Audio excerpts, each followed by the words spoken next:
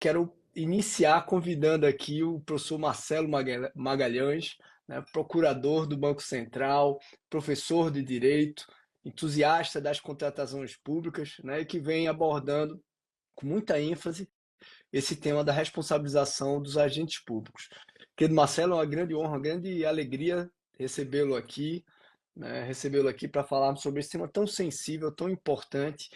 Mas para a gente já quebrar um pouquinho o gelo, tá, Marcelo? Já quebrar um pouquinho o gelo nesse início, eu queria saber se você tem alguma situação pitoresca como professor, como procurador, que você vivenciou na área e que possa compartilhar conosco aqui. Mas, Rony, primeiro agradecer demais aí o seu convite, é uma honra estar aqui com você dividindo a bancada essa noite, né? A gente normalmente eu estou aqui como ouvinte, agora podendo participar, isso é muito bom. E eu não sei nem se eu posso, o que aconteceu, não sei nem se eu posso compartilhar, mas vamos tentar aqui Essas é compartilhar. que são boas, essas são as melhores, essas são as melhores. Dentre as várias situações que acabam acontecendo nesse nosso mundo, eu vou destacar uma, assim, na graduação, uma certa vez, a universidade que eu dou aula há 15 anos, isso aconteceu já faz um tempo, provavelmente tem ex-aluno assistindo essa DR Live hoje como profissional, mas uma vez na graduação eu tinha acabado de voltar do Banco Central e eu estava sentindo um incômodo, assim, o terno que eu estava usando na época, ele estava me incomodando um pouco, mas né, achei ele um pouco apertado, mas não, tá tudo bem aqui, eu não vou em casa trocar de roupa. Aí eu saí direto do Banco Central para dar aula, fui dar aula no horário de 7 da noite. Agora eu dou aula de manhã por causa das meninas, mas nessa época eu dava aula de 7 às 10h40 da noite. E quando eu cheguei no horário das 7 horas para dar aula, eu sempre costumo escrever no quadro antes, eu resolvi me sentar porque o terno realmente estava me incomodando. Eu disse, não, vou fazer a chamada sentado e depois eu escrevo no quadro. Quando eu sentei, o incômodo do terno se transformou num rasgão na parte. Isso. Então, o terno, que eu sentei, ele rasgou. Eu acho que os alunos da primeira fila ouviram o rasgão do terno, mas eles, por educação, ficaram apenas me olhando com pena. Pois nesse dia, meu amigo Rony, eu dei aula sentado de 7 às 10h40, não me levantei nem para a hora do intervalo. Os alunos estranharam. Professor, o senhor sempre escreve no quadro. Não, mas hoje essa aula está tudo aqui na minha cabeça. Está tudo tão claro aqui na minha cabeça que eu vou hoje conversar com vocês aqui sentado. E eu esperei o último aluno sair da universidade, quase 11 da noite, para poder me levantar, para ir correndo até o carro, sem que ninguém da universidade pudesse ver aquela situação, que eu teria sido preso por assim, um abuso, né? Teria sido preso por um atentado ao pudor, porque o terno realmente rasgou numa situação que ele não poderia ter rasgado. Mas já faz um certo Boa. tempo, né? Eu espero que nenhum ex-aluno que tenha se transformado em profissional das licitações esteja nesse momento ouvindo, vendo essa nossa DR Live, viu? Que foi uma situação bastante constrangedora. Boa, boa. Dar aula em faculdade, sobretudo, né? Tem umas. Uma que eu tive quando eu dava aula na FIR, em Recife, então eu peguei uma turma, rapidinho, só pra gente continuar quebrando o gelo. Hum. Peguei uma turma que era para ter 40 alunos, quase 40 alunos, mas vários alunos que tinham desistido da faculdade, depois que começaram as aulas, decidiram fazer. Então a gente tinha uma sala que daria para 40 alunos, e de repente tinham 73 alunos matriculados, que se matricularam entre o primeiro dia de aula e o dia da avaliação, né? E aí quando chega no dia da avaliação, tanto aqueles que tinham acabado de se matricular, como aqueles que já tinham se matriculado antes, mas viviam faltando, né? Tem muito aluno na graduação que é assim, é meio Gasparzinho, todos foram no dia da prova. E aí eu estava começando, né, a dar aula, estava iniciando ainda a dar aula, né, que primeiro ou segundo ano que eu tinha começado a dar aula. E aí quando eu chego para aplicar a prova, tá lá 73 numa sala que cabia 40, né? Então não tinha espaço para nada, era todo mundo ali colado no outro, né? e os líderes da turma já tinham distribuído os CDFs assim estrategicamente, e era assim, um colado no outro, para filar era só olhar de lado assim. E todo mundo feliz na sala quando eu entrei, e eu, putz, eu vou ser desmoralizado aqui, vou ficar, o que que eu faço, né? Inexperiente, puxa, o que é que eu faço? E aí fui para a prova, falei, não, pessoal, vou esperar um pouquinho, dar mais 10 minutos para a turma chegar, e todo mundo feliz na sala, tal. E aí eu fiquei parado pensando assim, meu Deus, o que que eu vou fazer aqui? Porque vão começar a filar e não tem o que fazer, não tem como mandar ninguém para uma outra cadeira. É, a pessoa estando onde está, ela já está correndo o risco de filar, porque está todo mundo Sei lá. muito colado um no outro, né? E aí me deu um insight interessante, aí eu já sei, aí distribuí a prova, todo mundo prova para baixo, quando acabar, depois de 2 avisos, aí vocês podem começar. Todo mundo distribuiu para baixo, a prova para baixo, quando o último acabou, foi pronto, 2 avisos. Então é o seguinte, primeiro aviso, a prova tá fácil para quem estudou, para quem não estudou, ela realmente está difícil, tá certo? Mas para beneficiar quem estudou, eu trouxe 2 regras aqui que eu vou falar para vocês. Primeiro, os 10 primeiros ganham 2 pontos. Não, minto, eram os 5. Não, acho que eram os 10 primeiros ganham os 2 pontos. E entre o 11º e o 20º ganha 1 ponto. A E aí, entregar. para entregar, os primeiros que entregarem, né? Os 10 primeiros que entregarem ganham 2 pontos. Entre o 11º e os outros 10, né? Os 10 subsequentes ganham 1 ponto. Meu amigo, eu acho que foi um gêniozinho que soprou isso na minha. Porque quando eu disse isso, aí todos os CDFs que estavam ilhados, né? Pegaram e travaram suas provas e começaram. Agora aí eu falei, pode começar. E todos eles travaram, porque os CDFs, os que estudaram queriam tirar 10. Eu disse, poxa, não vou parar para dar bola para ninguém. Eu quero os 2 pontos para garantir o meu Meu 10, né? 10. E aí não deram fila os 10. E aí um dos líderes lá, bem gaiato, no meio da sala, já estava preparado para filar de alguém, olhou para mim e disse, ô professor, assim o senhor vai criar desunião na turma. Vai dividir a turma. Sacanagem, só vai dividir a turma, assim. E, e foi uma menina que chegou depois, eu lembro, quando deu 10 os 10 mais CDFs se entregaram, aí 12, 13, 14, 15. Quando chegou no 17, teve uma que se levantou e disse, professor, pega a minha prova. É a prova toda em branco, né? Ele disse, eu não estudei nada, quero pelo menos um. Tome logo Tá minha prova. certo. Vou ficar com ponto.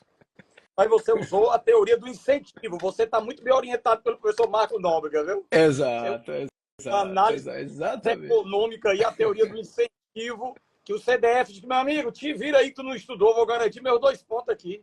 Exatamente, exatamente. A ideia foi essa. Boa, Mas, boa. amigo, mas, amigo, entrando já no nosso tema, no nosso tema contratação pública, antes de a gente falar sobre responsabilização, eu queria, na tua experiência, na tua opinião, você está sempre dando aula, conversando com os alunos, quais são os principais desafios das contratações públicas no Brasil atualmente? Nas nossas aulas, a gente tem, ou em equipe, ou sozinho, eu tenho tido a oportunidade de dar aula tanto para servidores federais, como para servidores estaduais e municipais do Ceará e de outros estados. O que me parece o maior desafio, cara, assim, veja, a 14133, ela foi formatada, e aí é um desafio muito maior para determinados entes federativos até do que a União. Porque a 14133, ela foi formatada muito na experiência do diálogo entre AGU e TCU, né? Eu tenho várias jurisprudências do TCU colocadas ali no texto, e eu tenho várias iniciativas de instrução normativa da AGU também adaptadas ao texto. Quando a gente vai ver, por exemplo, ali a questão da fiscalização da prestação de serviço com mão de obra continuada, você vê ali o espírito da Instrução Normativa 5 de 2017 colocado ali nos artigos 49 e 50. Então, você vê muito do esforço da última década, do entendimento entre AGU e TCU, ter se manifestado na 14133 e ela ter espelhado uma certa realidade federal e passado essa realidade federal com algumas ressalvas aos municípios menores, mas ela passou diretamente para todos os entes federativos essa vivência, esse modelo de gestão e de governança que era o âmbito federal. Então, essa nova maneira de pensar as licitações segundo assim, uma governança prévia, segundo a possibilidade de um jurídico atuante, que muitos municípios não têm, eu vejo como realmente um grande desafio. Veja, algumas situações que já eram tratadas no âmbito federal acabaram se tornando uma grande novidade para o município. Né? A segregação de funções é um tabu para os municípios. O pregoeiro, que segundo a boa prática federal, o pregoeiro que não elabora edital, é uma novidade para os municípios, porque nos municípios, nos estados, o pregoeiro elabora edital. Né? Então tem esse mantra que o pregoeiro não pode elaborar o edital, que a segregação de funções significa que uma vez que você atuou aqui no planejamento, não atua mais. Mas muitos entes federativos não têm equipe suficiente para essa segregação de funções nesse nível. Né? Então, a realidade é que vários agentes participam de várias fases da licitação. Então, se você somar esses novos tempos, esse novo modelo dessa governança apoiada em gestão por competência, em responsabilidade da alta administração, somado isso com a segregação de funções, você tem um modelo de governança que é um desafio para alguns estados, para alguns órgãos estaduais e para uma parte considerável dos municípios. Você vai ter um desafio imenso nesse novo modelo de governança. E você soma isso à imposição da punição pelo erro grosseiro. Né? O erro grosseiro vem da reforma da LINDB em 2018, já entrando no nosso tema futuro, vem a reforma da LINDB em 2018, mas ele está lá no texto. Eu devo aplicar os preceitos da LINDB, os artigos relativos ao direito público, eu devo aplicar no âmbito das licitações. Então, se eu devo considerar as dificuldades, eu também devo considerar o erro grosseiro. Então, esse novo mundo da governança, da responsabilidade, dos novos princípios. Né? Então, agora eu tenho como objetivo da licitação evitar o sobrepreço e evitar o superfaturamento, que isso não tinha lá no artigo 3º da 8666. Então, isso gerou um peso maior no pregoeiro e na equipe de planejamento. Então, esse novo mundo de responsabilidades, com essa nova visão de governança e de responsabilidade, principalmente para o planejamento e para o pregoeiro e sua equipe, me parece ser um desafio ainda a contornar. Apesar da prorrogação, 2 anos e meio, já vamos caminhar aí para quase 4 anos, 3 anos e meio, ainda me parecia um tempo pouco para capacitar todo mundo. Então, eu vejo aí um gap de capacitação, ao mesmo tempo associado a uma quantidade grande de novidades e a um modelo de governança que é realmente novo para a grande maioria dos entes federativos. Eu vejo realmente as novidades com a impossibilidade de ter capacitado todo mundo como um desafio imenso, imenso mesmo. Não, é verdade. Primeiro que o prazo de quase 3 anos não foi utilizado, né? E eu acho que houve, de certa forma, uma indução a essa letargia pelos próprios setores da administração que começaram a dizer, não, tem que regulamentar para começar a usar. E as regulamentações foram entregues já no final do prazo. Até hoje ainda faltam algumas, né? E eu concordo muito com você. A nova lei, e é muito difícil fazer numa lei analítica uma regra, um regramento analítico que seja eficiente para a esfera federal e também para as esferas estaduais e municipais. O correto de um texto de uma lei geral de licitações seria ser um texto enxuto, apenas com regras estruturantes, né?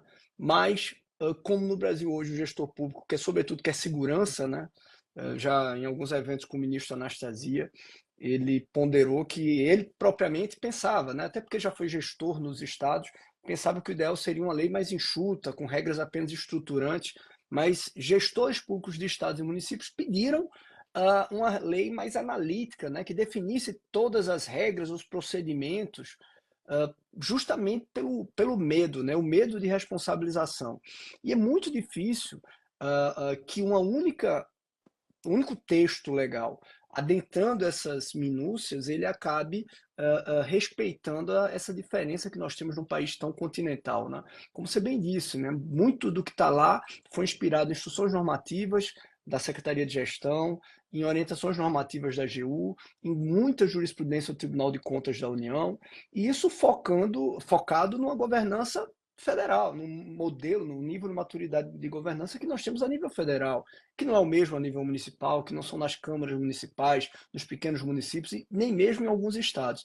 Então, acho que o grande desafio vai ser para os aplicadores do direito começarem a perceber a necessidade de olhar a 14.183, que tem coisas maravilhosas ali naquele texto, e identificar como ela pode ser aplicada de maneira compatível com a estrutura, com a realidade daquele estado, daquele município, né? Eu acredito que a gente começará a ter algumas manifestações, notadamente pelo Supremo Tribunal Federal, sobre alguns dispositivos, mas depende muito da coragem dos estados e dos municípios de fazerem uma regulamentação que não simplesmente repita o que vem do federal. Às vezes tem isso também, né?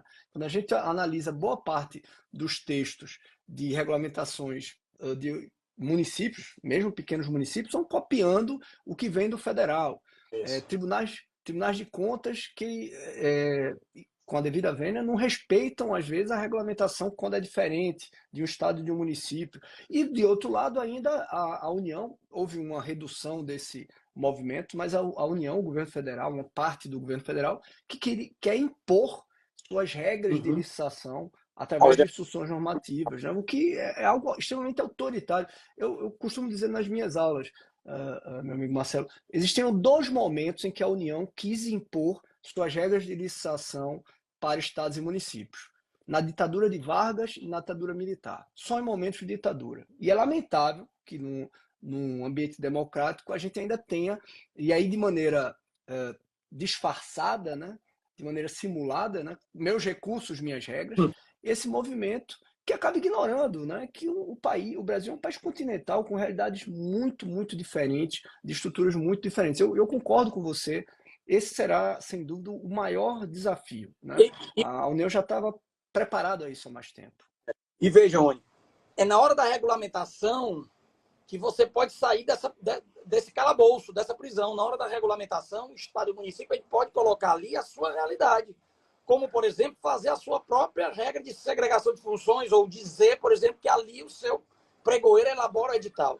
Porque aí, se ele tem uma regulamentação, vai haver do controlador, obrigatoriamente, a deferência à regulamentação que ele já fez para si, respeitando a sua realidade. Então, se eu não tenho absolutamente nada que seja ilegal ou inconstitucional, se é simplesmente um modo procedimental, há toda a liberdade de fazer um modo procedimental. E ali eu coloco a minha realidade. E ali vai haver, obrigatoriamente, a deferência do controlador. Mas é preciso ter um pouco de coragem para fazer a regulamentação segundo a sua realidade, né? Perfeito, exatamente. Eu concordo com você. Tem que ser, os tribunais de contas, os órgãos de controle, eles devem respeitar, devem ter um respeito, aderência, sobretudo quando a regulamentação está respeitando a lei, e é o que eu tenho visto na maioria das vezes, mas por vezes, infelizmente, eu vejo pouca maturidade institucional de alguns órgãos de controle em não perceber isso, né? A necessidade de compreender a legitimidade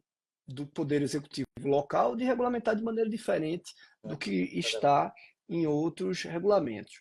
Mas, amigo, pensando então na responsabilização, já entrando direto, mais especificamente na responsabilização.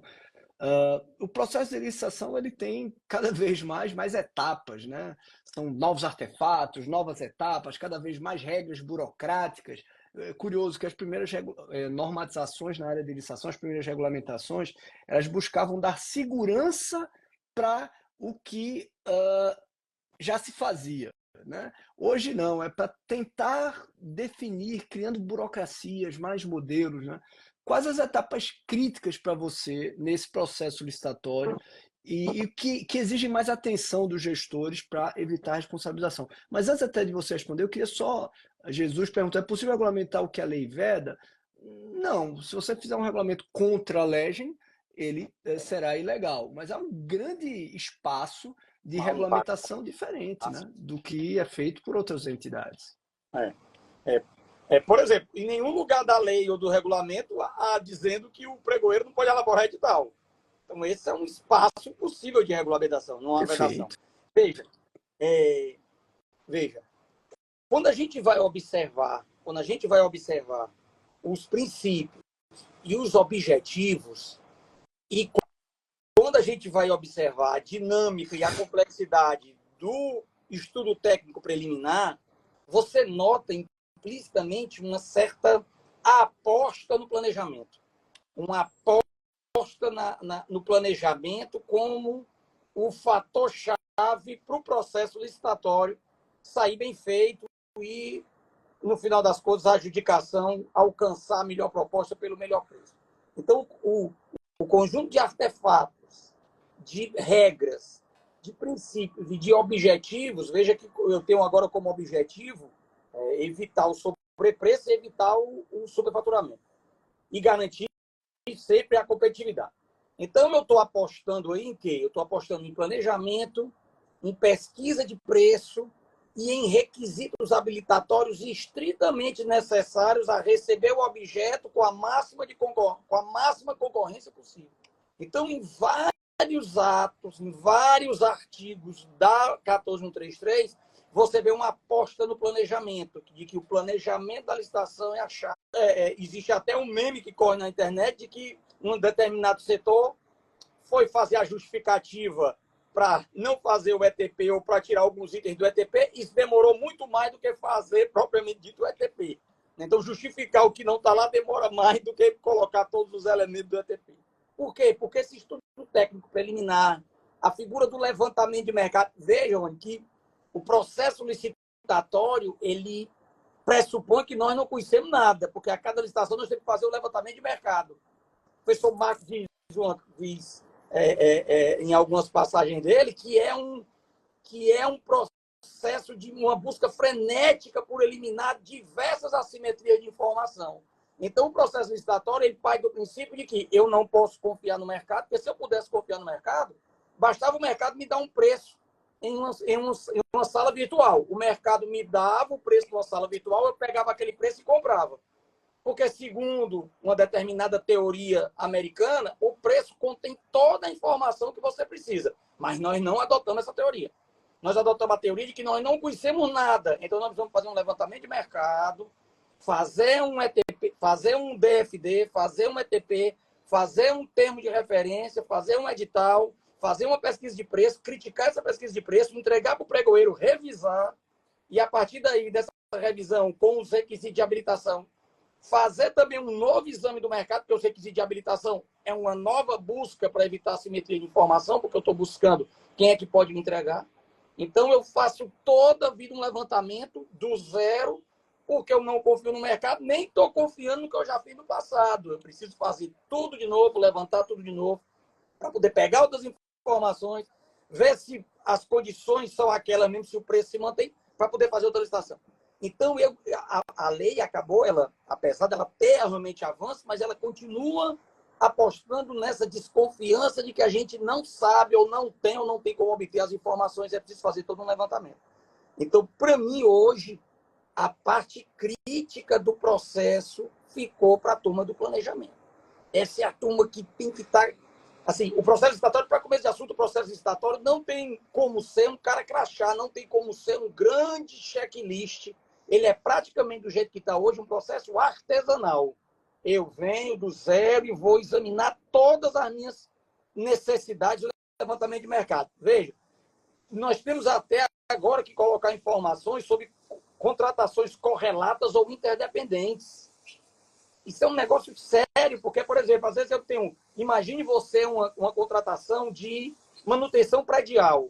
A quantidade de situações correlatas ou interdependentes que tem uma manutenção predial. Eu tenho que levantar todos os meus contratos de elevador, de ar-condicionado, de manutenção elétrica, de aquisição, de poda de árvore. Será que a poda de árvore está ou não está nessa manutenção predial? De controle de praga.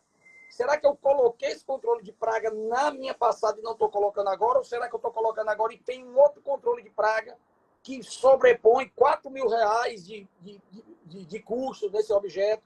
E se essa minha compra agora de janela, essa janela garante uma economia de energia.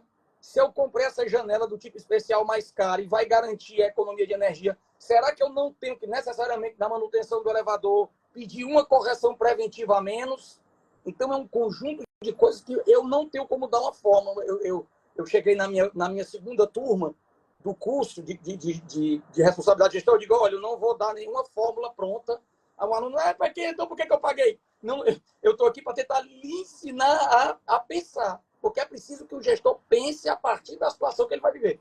A licitação de manutenção predial é de um jeito, a de saúde é de outro, a educação é outro totalmente diferente, o aluguel de carro é outra completamente diferente, a manutenção do no-break, o TI é outra completamente diferente.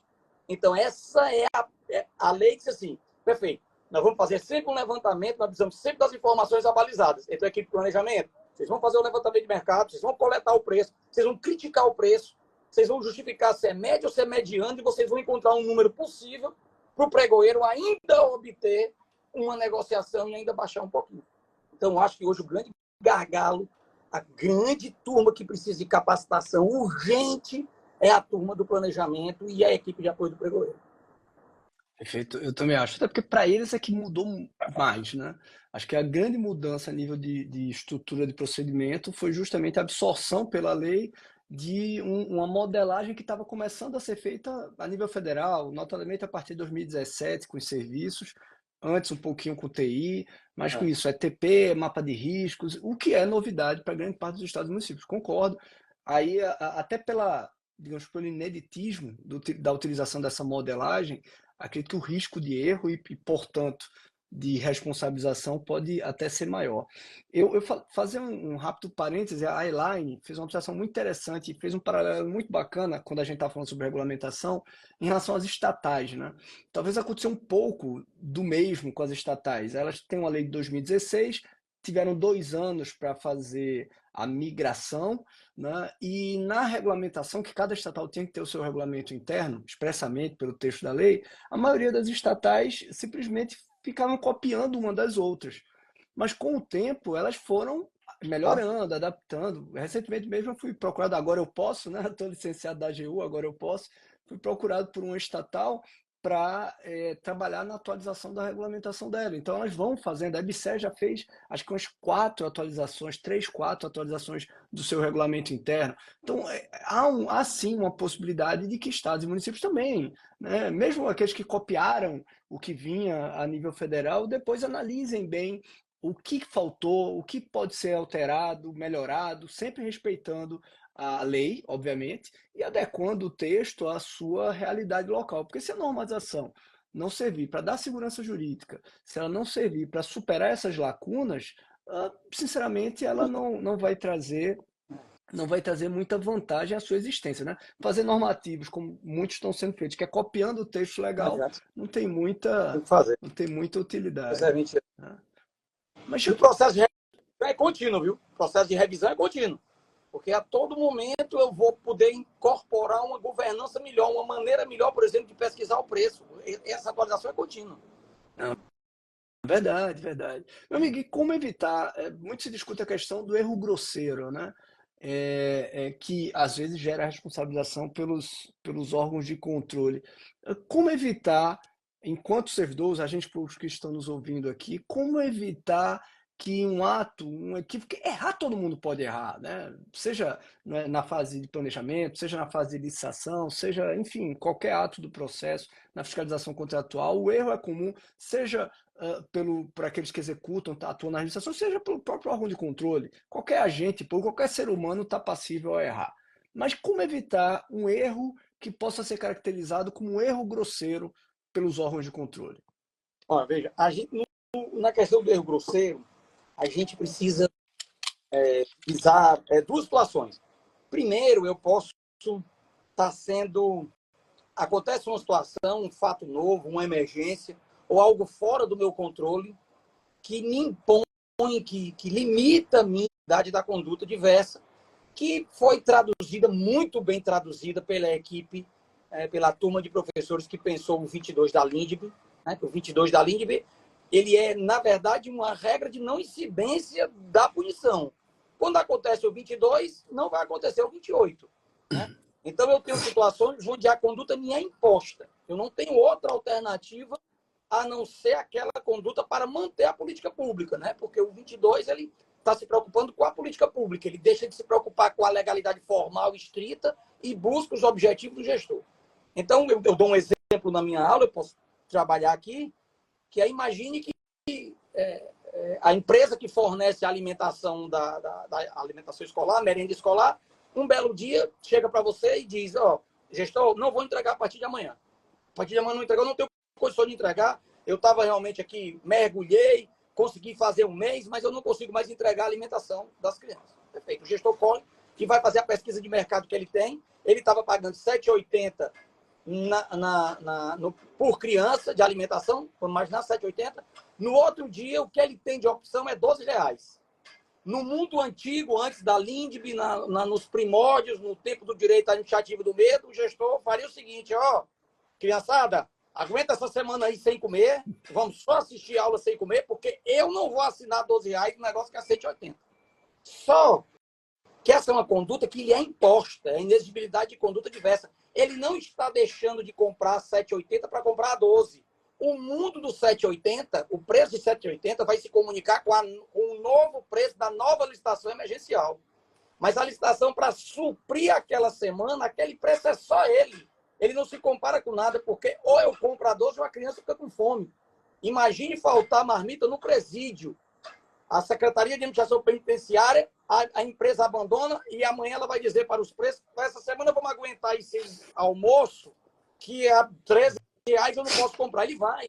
Porque essa é uma inexigibilidade de conduta diversa. Esse chama o 22. Isso não é um eu grosseiro. Eu justifico, eu motivo. Agora, motivando, botando no papel. Não se pode mais ter medo de botar no papel. Nosso grande amigo Ronaldo Corrêa diz uma coisa perfeita. O 22 e a LINDB, ela impõe um dever de empatia ao controlador. O controlador ficou obrigado a se colocar no lugar do gestor, mas ele não é obrigado a adivinhar o que o gestor passa. Quem tem que dizer o que o gestor está passando sou eu, gestor, sou eu, assessor jurídico, eu boto no papel. A empresa me abandonou e a partir da manhã é 12 sim. E eu disse para o prefeito que ele pode comprar a 12. Porque se ele não comprar a 12, ele não realiza uma política pública, ele deixa uma criança com fome, né? Então, isso é inexigibilidade de conduta diversa. É o mundo lá do 22 da LINDB. Agora, existe um outro mundo, onde eu não tenho uma situação, emergencial, extraordinária, nova. É o mundo do dia a dia. Esse mundo do dia a dia, para que eu não me aproxime, ou para que não incida o 28, vai me exigir um dever especial de diligência. E essa diligência é variável. A diligência que evita o erro grosseiro é variável. Aí eu vou me utilizar do exemplo de outro amigo nosso, o professor Carlos Nitão. Uma coisa é você atravessar uma rua numa cidade pequena do Nordeste, 3 horas da manhã. Se não tiver barulho da bicicleta vindo, um barulho do carro chegando, não vai ninguém lhe atropelar.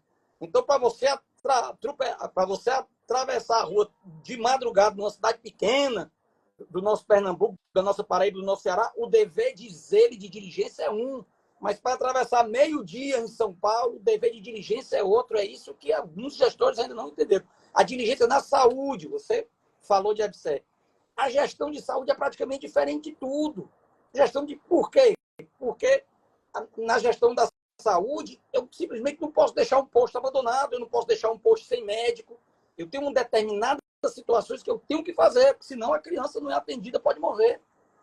Uma determinada cirurgia não vai acontecer durante semanas porque existe um procedimento burocrático. Não, eu vou fazer. Mas isso é o mundo da urgência. Agora, no mundo, nas condições normais de temperatura e pressão, a obrigação de ter a diligência é minha. Então, vamos lá, por exemplo, da saúde. A saúde tem uma peculiaridade. Eu posso comprar muitas unidades. Vamos imaginar, Rony, que eu vá comprar 3 milhões de seringas. Eu posso comprar 3 milhões de seringas? Posso. Um sobrepreço de 1 centavo é muita coisa. 1 centavo é diferente. Então, quando eu for fazer a minha pesquisa de preço de seringa, que eu pegar 4 preços, 1,90, 1,92, 1,93 e 2,5, eu não posso fazer a média. Esse 2,5 não pode. Esse 2,5 leva a minha média para 1,99. De 1,93 eu vou para 1,99. 6 centavos em 3 milhões, eu estou perdendo 180 mil. Mas aí eu tenho que chegar, me desarmar de tudo e entender. Estou cuidando de saúde. A saúde tem essas peculiaridades. A educação tem essa peculiaridade. O saneamento tem essa peculiaridade. Depois que eu colocar o cano embaixo da rua, eu não posso abrir a rua para fazer fiscalização. Minha fiscalização é prévia. Meu controle é prévio. Eu não tenho como fazer auditoria de saneamento. Então, cada gestor senta com sua equipe de planejamento e seu mapa de risco. Só reclama do mapa de risco. Mapa de risco é uma maravilha. Mapa de risco é uma maravilha. Um jurídico chato é uma maravilha. Se você tiver com raiva do seu jurídico, é uma maravilha. Sinal de que a chance de ser empresa é pouca. Hoje eu vou dormindo com ódio do meu jurídico, que ele mandou fazer 10 alterações nesse edital. Faça.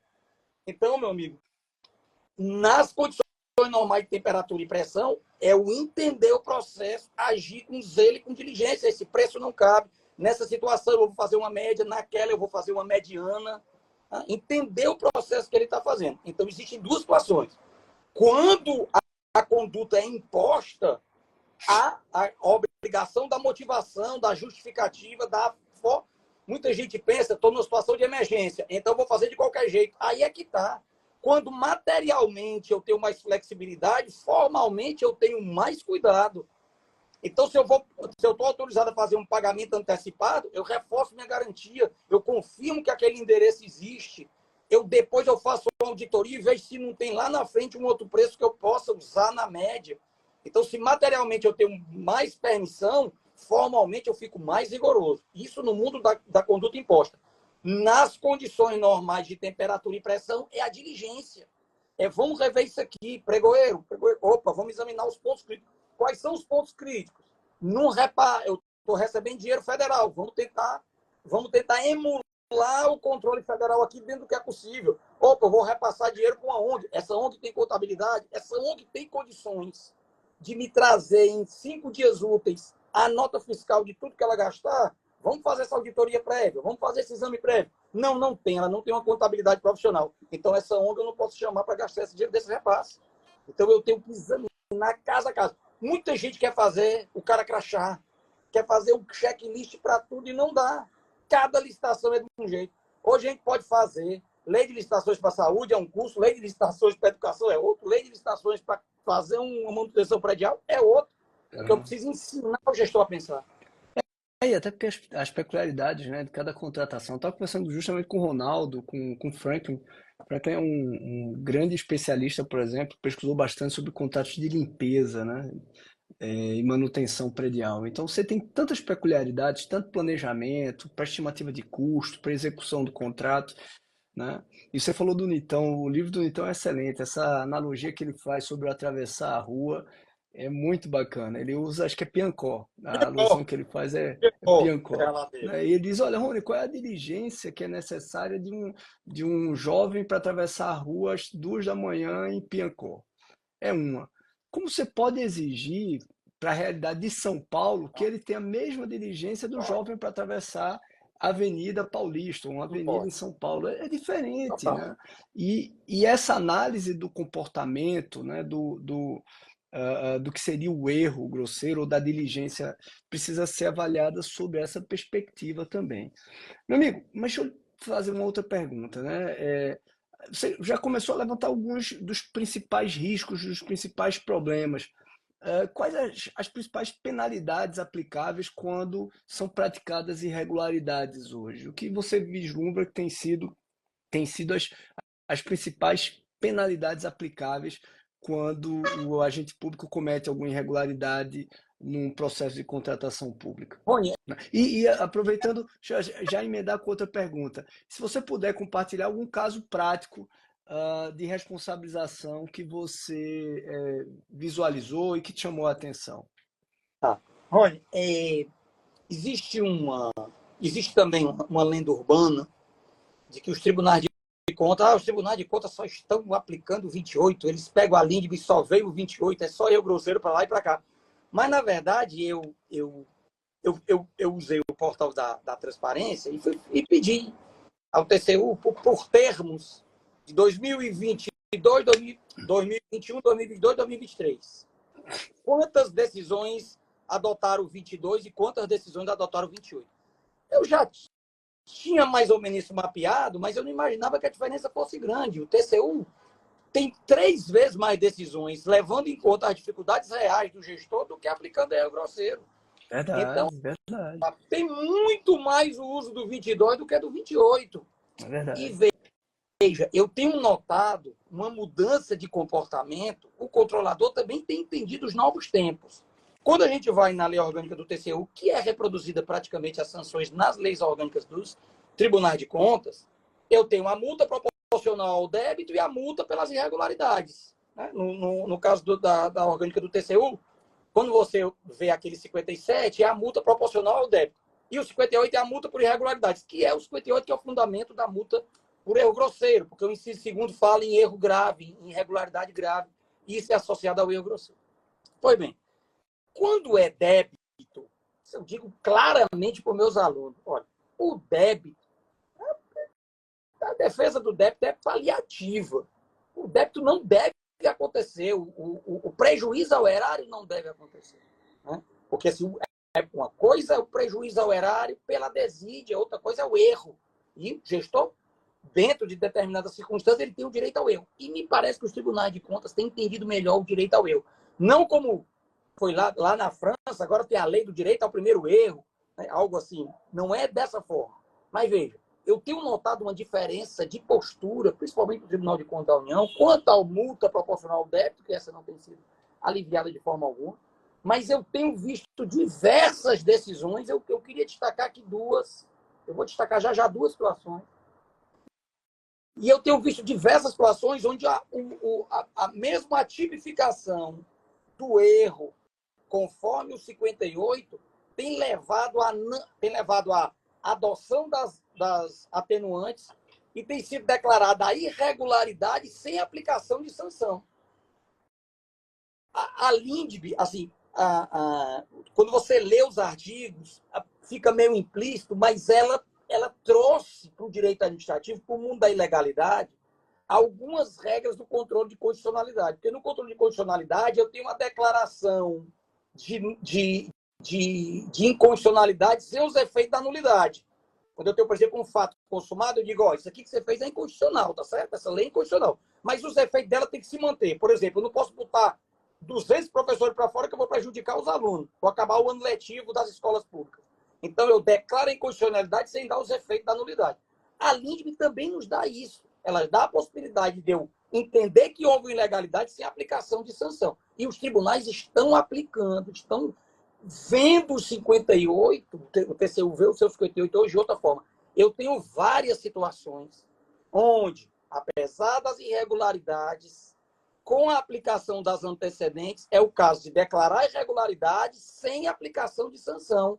Por quê? Porque não está claro o dolo ou o erro. Pelo contrário, estão postas dificuldades reais que fizeram você... Então, tem um caso recente, que o gestor copiou o planejamento foi feito na licitação passada, ele copiou. Dentro das situações que ele vivia, com a baixa de pessoal que ele tinha, com a equipe que ele tinha, aquela irregularidade não levou a uma sanção. Vou lhe dar um exemplo de saúde. Eu posso dizer o número do acordo? Pode. Vou lhe dar um exemplo de saúde. É o 1476-2024, primeira Câmara. 1476-2024, primeira Câmara. Saúde, Hospital Universitário. O gestor, na decisão, foi condenado a débito. Não, desculpa, foi condenado a multa. Foi condenado a multa por irregularidade, por erro grosseiro. O gestor foi condenado por erro grosseiro. Falhas no projeto, falhas no planejamento. Aí vem o pedido de reconsideração, nada feito, vem o pedido de reexame. No pedido de reexame, e é um dos grandes segredos da defesa hoje, é que nós saímos um pouco do mundo onde a gente se apoiava só em jurisprudência, e muitas delas não se aplicavam ao nosso caso, para a gente se defender com os fatos. Hoje a gente se defende dos fatos e com os fatos. Então, nessa defesa, o gestor do hospital universitário disse, olha, vamos levar em conta as seguintes situações. Eu tenho uma carência de médicos. Como foi que ele disse isso? Com números. Ele apresentou a quantidade de pacientes, o número de pacientes aumentando e o número de profissionais médicos nos horários de pico diminuindo. Então, ele fez uma divisão do número de atendimentos pelo número de médicos, atingiu um índice. Quanto maior esse índice, pior. E aí, na gestão dele toda, do começo ao fim, e antes um pouquinho da gestão dele, esse número vai piorando. Eu tenho cada vez mais pacientes, cada vez menos médicos. E sem possibilidade de reposição. E aí ele mostra a quantidade de pessoas na equipe, mostra o número de atendimento aumentando e mostra que as compras de medicamentos urgentes, algumas delas com planejamento deficiente, chegaram no prazo. Então, a farmácia e o ambulatório do hospital universitário não deixaram de atender. No recurso de revisão, o Tribunal de Contas disse, olha, apesar das irregularidades, a sua busca por tentar manter a qualidade, ainda que com um projeto deficiente, deve ser considerada. Então, estou dizendo, está irregular, mas você não vai sofrer a sanção. Então, eu acredito que é isso mesmo. Os bons auditores, os bons conselheiros, ministros, eles têm percebido isso, né? A necessidade de compreender as dificuldades passadas pelo gestor na prática, né? Que é a mensagem da Lindbe no 22, entender as condições que ele está ali, temperatura, pressão, para praticar o ato. Muitas vezes há uma falha dos agentes públicos na motivação. Por isso que quando o pessoal fala do ETP, um ETP de verdade, um grande abraço aí, o professor Ronaldo está aqui, entrou, né? A professora Thaís também, eu vi, o professor Thaís Massal entrou aqui, um grande abraço para eles. O pessoal fala do ETP, o ETP de verdade, quando ele realmente é necessário, ele é uma grande testemunha das tuas motivações para o futuro. Então é muito importante. O ruim é o ETP meramente formal, aquele ETPzinho que o pessoal faz porque é obrigado e que acaba sendo às vezes inútil ou até pior, né, medíocre para o processo. Mas na prática, o que acredito que acontece é que os tribunais de contas, notadamente os tribunais de contas, eles se tornaram tão relevantes na área, né, que por mais que eles punam bem menos do que se alardeia, né, qualquer punição gera um temor, né, um efeito muito mais amplo do que o que deveria, né? Mas acho que é um momento ainda de amadurecimento institucional, também dos agentes públicos analisarem, né? O Ronaldo sempre fala, né? Entender que o acórdão ali é para aquela situação, no caso concreto, não é para todas as situações, né?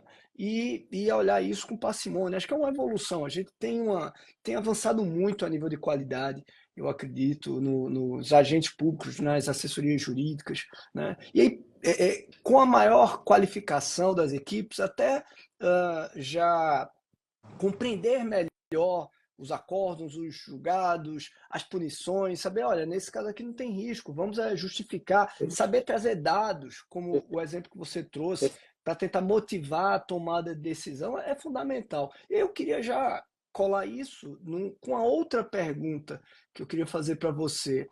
Qual a importância da capacitação dos agentes públicos que atuam no processo de contratação pública para isso, né? Tem muito gestor público, prefeito, secretário, diretor que não investe, né? Pensa que é só gasto, né?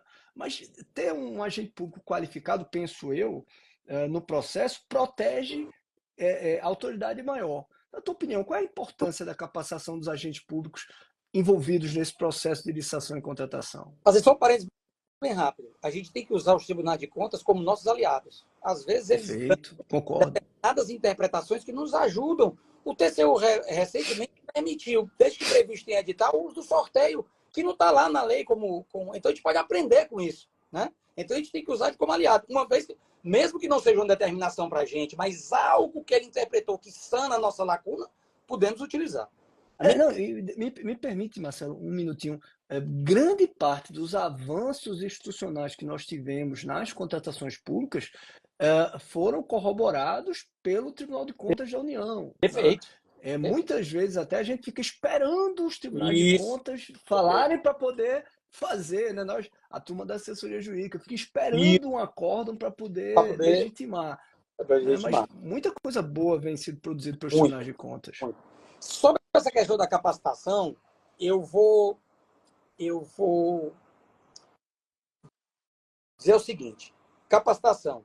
Às vezes, a alta gestão, e eu tive a oportunidade de ter 3 cursos esse ano com alta gestão de 3 órgãos diferentes, eu disse isso para a alta gestão, que há um entendimento de que, vamos lá, a segregação de funções seria uma segregação de responsabilidades e não existiria mais a teoria da encampação, o autogestor não encampa mais responsabilidade. Até certo ponto. Porque o autogestor, os maiores gestores, secretários e prefeitos, eles ficaram na lei responsáveis pela governança. Sim. Ou seja, eles ficaram responsáveis pelo ambiente de licitação. Então, ele pode não ser responsabilizado porque uma determinada pesquisa de preço foi mal feita. Mas 3, 4 pesquisas de preço mal feitas podem levar a um ambiente de descontrole. A repetição seguida de inexigibilidade, a repetição seguida de dispensa, adesões sem planejamento, transferências, subcontratações, reconhecimentos de dívida frequente, contratos sem cobertura de forma frequente. Isso denota um ambiente desorganizado. E a responsabilidade pelo ambiente desorganizado não é do gestor lá da ponta que não recebeu capacitação, não. Aí é o contrário, aí é uma teoria reversa da encampação. Quando eu, gestor, crio, por falta de planejamento e por falta de capacitação, um ambiente onde ninguém tem segurança do que está fazendo, a responsabilidade é apenas minha, gerando, inclusive, a possibilidade de julgamento de contas e inexigibilidade. Então, o gestor, apesar dele não ser responsável pelo parafuso pregado ali na parte do planejamento, se o carro chegar frouxo no final das contas, o carro frouxo, a roda caindo, a falta de freio é sim responsabilidade dele, o produto final é responsabilidade dele. Então, se o Tribunal de Contas, ele trabalha com inteligência artificial hoje. Há muito tempo, um Tribunal de Contas sabe exatamente os pontos fracos. Sabe os pontos fracos, sabe as regras que precisam ser mais bem vistas, contratações diretas, repasses, convênios, dispensas frequentes, termo de reconhecimento de dívida frequente. Então, tem pontos fracos. Então, se ele simplesmente, o gestor entende que isso é um ponto fraco de fulano ou de cicrano, não é.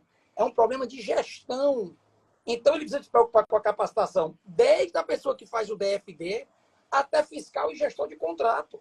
Fiscal e gestor de contrato tem que estar afiadíssimo, porque o recebimento de quantitativos errados ou de forma indevida é proporcionalmente a maior quantidade de erro grosseiro. Porque se um fiscal ou gestor autoriza um recebimento de quantitativo de forma indevida, ele está numa canetada alterando o contrato sem aditivo. Então, isso é responsabilidade do gestor maior, não é de fulano ou cicrano, não, de forma nenhuma. Concordo, e acho que o artigo 11, quando trouxe essa pecha da responsabilidade, deixa muito clara a responsabilidade da alta cúpula pela gestão, né, pela governança. Eu acredito que foi um gol de placa da Lei 14.133 de 2021.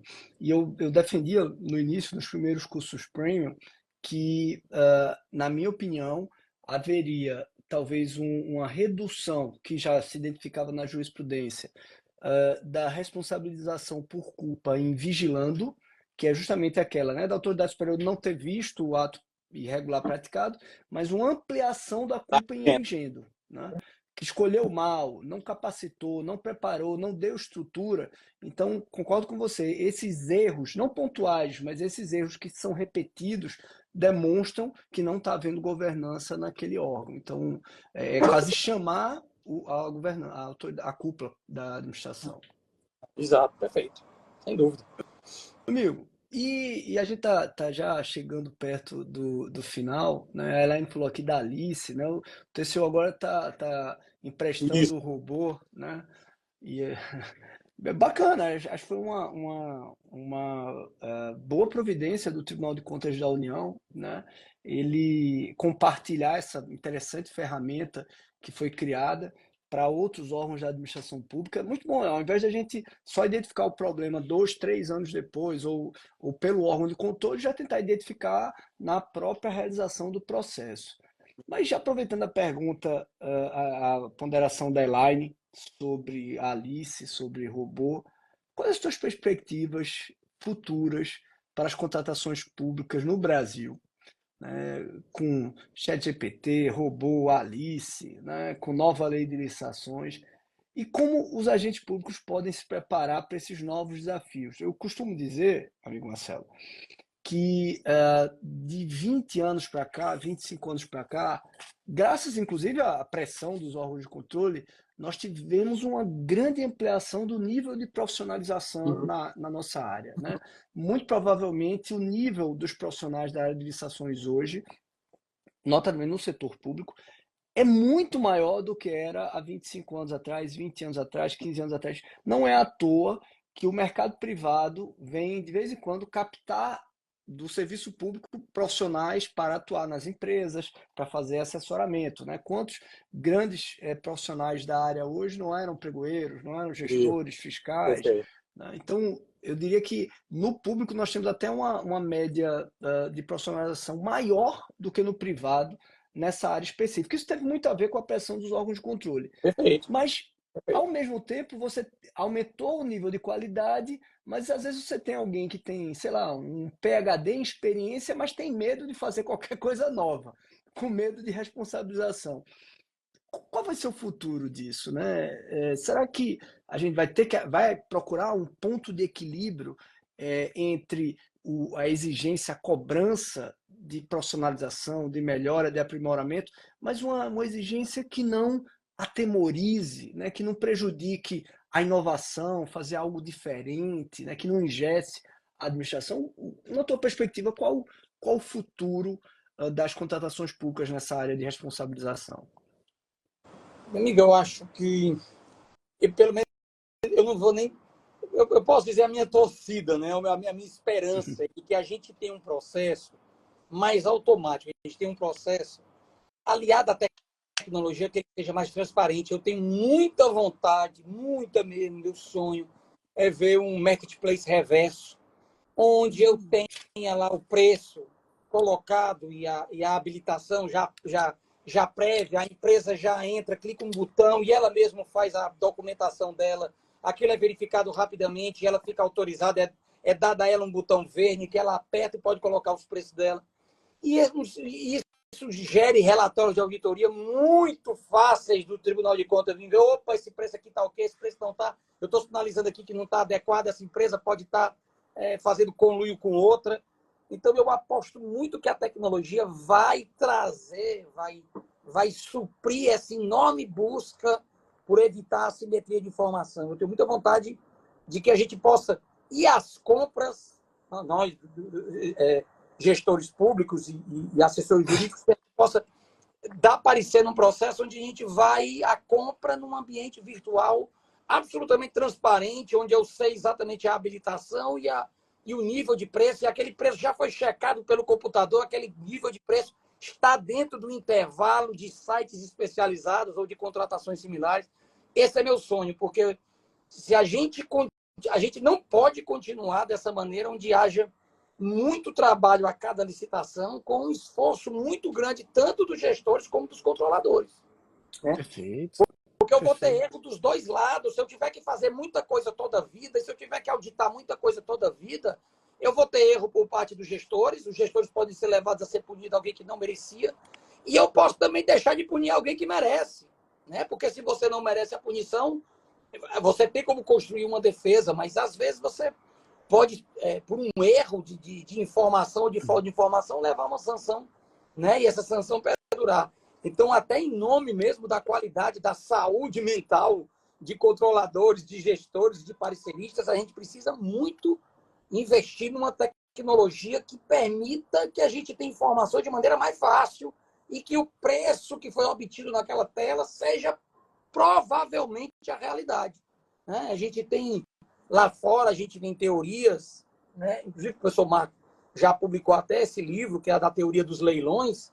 A gente tem ideias de fazer, por exemplo, o segundo menor preço, em vez de ser o menor preço em licitação, porque fazendo o segundo menor preço, você evita o mergulho, ninguém vai mergulhar, e quando se mergulha lá na frente, não se entrega o objeto. Então, se eu tenho o segundo menor preço, eu não posso mergulhar, mas eu também não coloco muito alto, porque se eu colocar muito alto, né, eu não fico como o segundo menor preço. Então, existem soluções, existem ferramentas que podem facilitar o nosso trabalho de assessoria, de consultoria, de gestão, de pregoeiro e de tribunal de contas. Nós já tivemos, nós já tivemos muito avanço, né? Nós temos muito avanço, nós temos muita informação produzida, nós temos muito conhecimento produzido, né? Mas eu acho que eu apostaria na tecnologia facilitando ainda mais nossa vida. Não. Então, foi meu objeto de pesquisa agora no doutorado, né? Justamente sobre a criação de modelos, frameworks mais ágeis de licitação, né? O e-marketplace nas contratações públicas. E isso, a tecnologia já existe há muito tempo, já dá para fazer, já existem países que têm modelagens assim. Modelagens diversas. Acredito que para o Brasil não dá para se usar o modelo que muita gente alardeia de marketplace de catálogo. Nossas questões institucionais exigem uma adaptação, mas tranquilamente, com o arcabouço normativo que nós temos hoje, já dá para ser feito isso, tanto para as estatais como talvez com um objeto mais restrito para a administração pública geral como um todo, né? E a teoria dos leilões, eu pesquiso, usei um pouco ela na minha dissertação, ela está justamente em modelos, porque o leilão ele nada mais é do que uma modelagem para busca de informação, né? Ele é um jogo. Ele é um jogo na interação entre pessoas para você, é uma forma de você identificar o preço. Então, se você quer identificar o melhor preço para uma transação, o leilão é um mecanismo para isso. E aí realmente você tem vários modelos de leilão de primeiro preço, de segundo preço, inglês, japonês, leilão holandês, enfim, fechado, aberto. Você tem vários modelos de leilão, cada um, na verdade, cria um incentivo diferente, o Vickrey também, né, que acho que é esse que você fez alusão do segundo preço dele. O Vickrey é bem peculiar realmente. Mas tudo isso são incentivos diferentes que a gente pode trazer no mecanismo de seleção, de escolha. E eu acredito, Marcelo, eu penso como você também, acredito que a gente tem como avançar bastante. Já existe tecnologia, já existe um arcabouço normativo para pelo menos parcialmente implantar. Falta talvez sei lá, vontade de arriscar, de inovar, de fazer algo diferente. Mas eu acredito que muito em breve a gente já vai ter essa aplicação prática e aí vai haver um efeito meio que de manada de outros órgãos aplicarem também. Estou torcendo muito por isso também. O arcabouço normativo ampliado do credenciamento é minha esperança. O credenciamento está ali e digo, olha, me aprimora, vamos me colocar aí de uma maneira mais eficiente. Eu acho que o credenciamento ali foi uma esperança, do jeito que ele está colocado hoje, foi uma esperança da gente pensar aí nesse marketplace no futuro, quem sabe. O Ronaldo citou o Chile Compra, que é um dos modelos interessantes que já existe no mundo, né? O do Chile, do Reino Unido, nos Estados Unidos também tem, o GEM da Índia. Você tem vários modelos interessantes que, obviamente, com adaptações a gente poderia aplicar aqui. E eu acho que talvez a solução seja exatamente essa, a nível da administração geral, essa que você falou, o credenciamento. Eu até escrevi com o professor Marcos Nóbrega um artigo sobre isso. Acho que o credenciamento para mercado fluido pode ser um bom balão de ensaio para que a gente possa implantar esse marketplace público e depois avançar para outros tipos de bens, de produtos, mais ou menos como ocorreu com o pregão, né? O pregão, quando surgiu, era só bens de prateleira. Depois foi sendo ampliado pela eficiência do procedimento. Acho que vai ser por aí também. Também, amigo. Temos esperança. Amém, amém, Marcelo. Marcelo, pois olha, eu quero. A gente até passou um pouquinho do tempo. Semana passada o Instagram me derrubou, viu? Com 1 hora. Eu tô bem preocupado aqui. Me derrubou. Então, quero te agradecer, tá? Te agradecer mesmo pela presença, tá? Te parabenizar aí também pelas excelentes observações. Esse é um tema, a responsabilização dos agentes públicos, que é muito importante termos quadros qualificados, como você, abordando, explicando, para que os alunos também superem um pouquinho da letargia, do medo e avancem, né? Inovem. A gente tem essa necessidade de encorajar os bons a não se mediocrizarem, a agirem, a inovarem, a fazerem coisas novas nas contratações públicas. Então, parabéns aí pela excelente DR, tá? E muito obrigado pela tua participação.